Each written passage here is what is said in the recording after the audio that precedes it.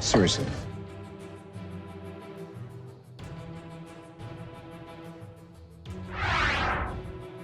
Number 10. Lex Luthor, Batman v Superman, Dawn of Justice. Ahoy, ahoy! I did not know you were here. Lex Luthor is Superman's cunning archenemy, a brilliant businessman, and a charismatic leader. The version in Batman v Superman is none of those things. They rely on plot convenience instead of explicit intelligence or planning. Devils don't come from hell beneath us, no. No, they come from the sky. In addition, Jesse Eisenberg's performance is eccentric and quirky, to put it mildly, and the actor, while undeniably talented, had many thinking he didn't have the gravitas to carry the role. Punishment for witches? What is that? That's right. Death by fire. It's not even that he's a young actor. Smallville had an excellent young Luthor, played by Michael Rosenbaum, so it can be done. Eisenberg's Luthor was found to be so bad by the general public that we shouldn't be surprised that many wished he'd gotten the same treatment as Jimmy Olsen did in the film. Number 9. Ghost Rider, the Ghost Rider franchise. Look into my eyes. Ghost Rider is a demonically powered, flaming-skulled, leather-clad badass whose motorcycling, flame chain wielding, and general grittiness have made him a popular character for decades. Several characters have carried the mantle of Rider over the years, but the one depicted in the film series is Johnny Blaze, played by Nicolas Cage. Are you trying to kill yourself? Now, don't get us wrong. Watching Cage's hammy, absurd overacting is always entertaining. However, it rarely makes for a good performance, or movie, and it isn't true to Ghost Rider's determined, revenge-driven persona. Meanwhile, the films themselves were given pretty subpar reviews too. Number 8. Spawn. You sent me to hell, Jason. I'm here to return the favor. Speaking of anti-heroes with demonic powers, Spawn proved to be another popular superhero granted unholy abilities by hell itself. The character's film adaptation put something of a damper on that popularity, however. This was primarily due to the lack of characterization by the titular hero, who was not depicted very sympathetically, despite the skills of Michael Jai White. I feel much better now. The direction and cheesy script weren't liked by the critics and marred the reputation of the beloved character in the eyes of the general public, making a sequel or reboot to correct the impression left by this version a difficult task. Give my regards to your boss. Tell him he's next. Number 7. Judge Dredd, Judge Dredd. I am the law. The title character of this comic adaptation is meant to be a gruff, no-nonsense cop, judge, jury, and executioner.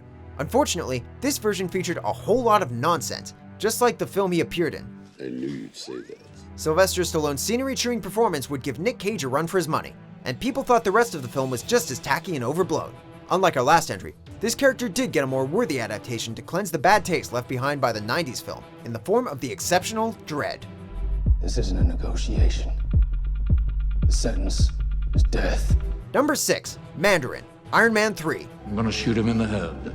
Live on your television in 30 seconds. The Mandarin is a powerful supervillain and scientist whose 10 alien rings offer a wide range of supernatural abilities, making him an excellent contrast to the purely scientific Iron Man, his archenemy. America.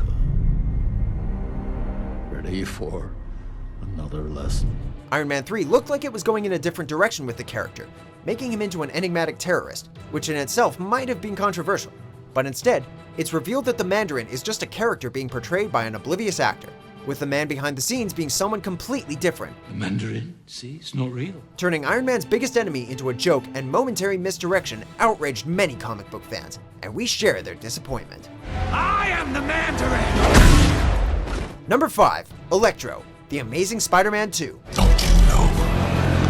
I'm Electro. This electricity-powered villain is one of Spider-Man's most enduring and formidable foes. The Electro shown in the second installment of the Amazing Spider-Man films is less than true to the source material, though. In this film, Max Dillon, the man who becomes Electro, is an awkward and nerdy engineer whose obsession with Spider-Man has people calling him creepy even before he gets his powers. Then let's go catch a spider. After gaining his abilities, Electro's villainous activities have been compared more to a spurred tantrum than any kind of relatable motivation, and his threat level, as well as the character's reputation, is tarnished because of it. You set me up. No, I didn't set you up. You lied to me. Number 4. Bane, Batman and Robin. Very few characters in this film do any justice to their comic book counterparts, and while it was tempting to put Mr. Freeze or Poison Ivy on this list, Bane is the character that many feel was most shortchanged by comparison. In the comics, Bane is a genius tactician, granted impressive strength through a serum. In Batman and Robin, The villain is portrayed as nothing but a dumb, muscular henchman for Poison Ivy, whose intellect is as complex as his speech. His name is Bane. A laundry service that delivers. Wow! Director Joel Schumacher took a formidable member of Batman's rogues gallery and turned him into a grunting, moronic minion, in a move comic book fans would deem worthy of a real-life supervillain.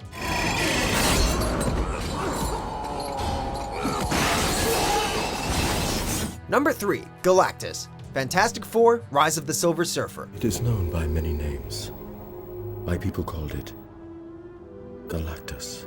This giant, man-shaped, planet-destroying wielder of the power cosmic is one of the Fantastic Four's most fearsome foes, and one of the heaviest hitters in the Marvel Comics multiverse. It must feed on energy to survive. Galactus' need to destroy planets to stay alive always made him a departure from the typical villain archetype. Even so, Rise of the Silver Surfer departed even further from that. Instead of a humanoid cosmic entity, Galactus is depicted as a destructive space cloud. While the comic book Galactus is akin to a force of nature in terms of how unstoppable he is, the film took away most of what made the character, well, a character, by removing his body and mind. Number 2, Venom, Spider-Man 3. I like being bad. The fusion of a semi-liquid alien symbiote and journalist Eddie Brock, Venom is another one of Spider-Man's greatest villains, and arguably his most iconic. In the comics, Eddie Brock is a guy with a hefty physique and a reckless attitude, making his eventual personality and appearance as Venom understandable. Parker, you are such a Boy Scout. When are you gonna give a guy a break? In Spider-Man 3, Eddie is depicted as a snarkier version of Peter Parker. While the parallels do emphasize that Peter could become like Venom if he continued wearing the symbiote suit, the fact that he became a jerk while wearing it already did that effectively, making Brock's transformation into Venom untrue of the character and redundant to boot. Ooh, my spider sense is tingling. Before we get to our top pick, here are a few honorable mentions. Gotham's finest. Well-to-do. Influential. Surely one of you knows who Batman is. Hell, odds are one of you pasty-faced twits is Batman. You can never strike gold!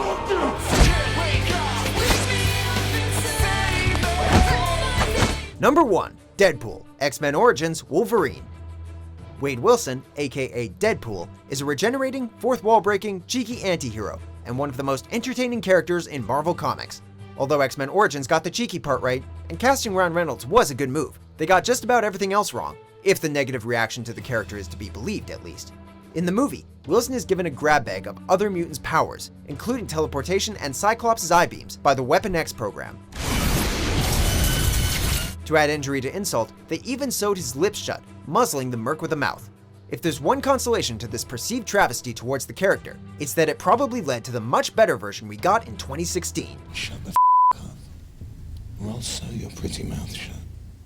Oh, I wouldn't do that.